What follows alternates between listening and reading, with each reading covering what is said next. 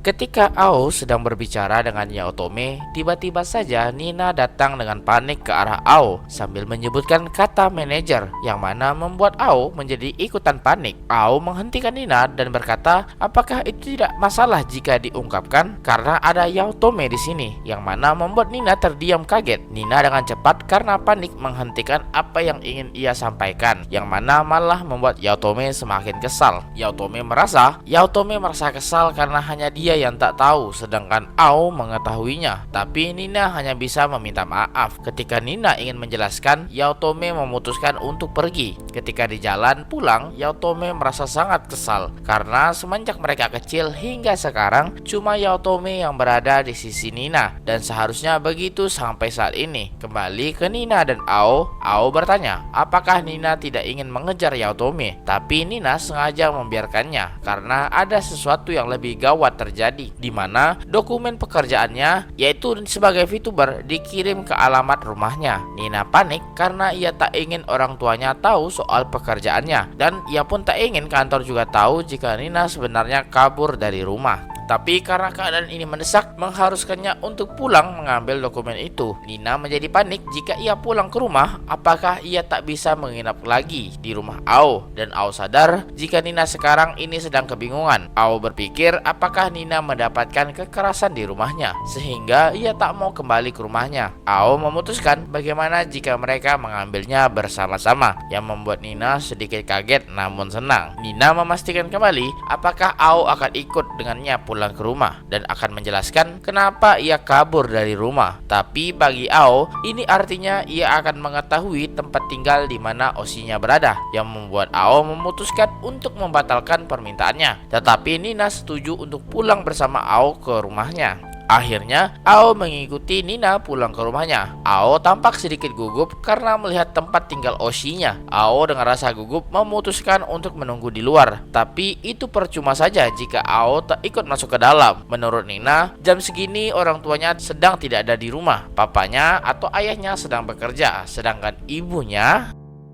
Nina menghentikan pembicaraan itu dan mengajak Ao untuk ikut masuk ke dalam. Ketika Nina masuk ke dalam, ia semakin yakin tidak ada orang di dalamnya. Ao semakin gugup ketika masuk ke dalam. Ia merasa seperti melanggar sebuah aturan fans. Nina pun mencari dokumen yang dimaksud dan menyuruh Ao untuk menunggu sebentar. Ao bertanya apakah Nina hanya tinggal berdua saja. Nina menjelaskan, iya, mereka tinggal berdua, sedangkan ibunya sudah pergi. Ao bingung dengan maksud perkataan Nina, tapi sebelum Ao merespon, Nina sudah menemukan dokumen yang ia cari. Ketika ia merasa senang bahwa dokumen itu belum dibuka, seseorang memanggil namanya yang membuat Nina sangat kaget dan panik. Orang itu tentunya adalah ayah Nina yang ternyata ada di rumah, dan cerita pun berlanjut.